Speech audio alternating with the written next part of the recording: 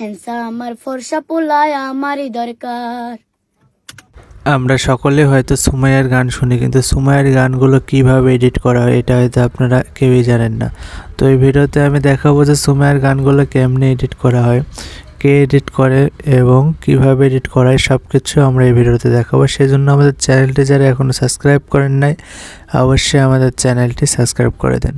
একটা মিউজিক তৈরি করতে কিন্তু অনেক সময় লাগে। প্রথমে সেটা ভয়েস রেকর্ড করা লাগে, তারপরে পিসিতে সুন্দর করে বসে কিন্তু এডিট করা লাগে, তারপরে কিন্তু সেটা আবার মডেলিং করা লাগে, মডেলিং করে কিন্তু ভয়েস দিয়ে আবার এডিট করা লাগে, তারপরেই কিন্তু আপনি ইউটিউবে ছাড়া লাগে। তো আজকে আমরা যাকে দেখাচ্ছি তিনি হচ্ছে সুমাইয়া। হয়তো আপনারা সকলে চিনেন, বাংলাদেশের একজন জনপ্রিয় সিঙ্গার। সে অল্প বয়স থেকে কিন্তু একজন জনপ্রিয় সিঙ্গার হিসাবে পরিচিত পেয়েছে। তিনি কিন্তু আর সে ছোট্ট না, এখন কিন্তু আস্তে আস্তে বড় হচ্ছে এবং বুদ্ধি খুলছে এবং গানগুলো আরও স্পেশাল হচ্ছে।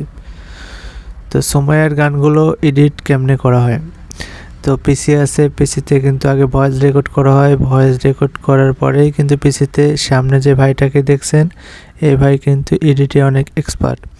একে দিয়ে সুমাইয়ার প্রত্যেকটা গানের এডিট করা হয়। এডিট করার পরেই কিন্তু সেটার কিন্তু মডেলিং করা হয়। মডেলিংয়ের পরে কিন্তু আবার একটু ভিডিওগুলো এডিট করে থাম্বনেল বানাতে হয়, তারপরে ডেসক্রিপশন টাইটেল দিয়ে কিন্তু ইউটিউবে একটা মিউজিক আপলোড দিতে হয়। একটা গানের পিছে কিন্তু প্রচুর পরিমাণে পরিশ্রম করতে হয়। পরিশ্রম দৃষ্টে কিন্তু ইউটিউব অতটা টাকা দেয় না।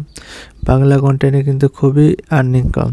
সুমাইয়ার প্রত্যেকটা গান রেকর্ডের পর কিন্তু সুমাইয়া নিজেই কিন্তু বসে থেকে গানগুলো দেখে আর এডিট করা দেখে, কারণ গানের মধ্যে ভুল থাকলে তার অনেক সমস্যা হবে। সেজন্য তিনি নিজেই বসে থেকে সুন্দর করে এডিট করা দেখে।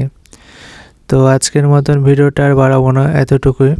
তো আমাদের চ্যানেলটি যারা এখনও সাবস্ক্রাইব করেন না অবশ্যই সাবস্ক্রাইব করে দেন। আর এতক্ষণ ধরে সময় দিয়ে আমাদের ভিডিওতে দেখছেন সেজন্য অসংখ্য ধন্যবাদ। সবাই ভালো থাকবেন, সুস্থ থাকবেন।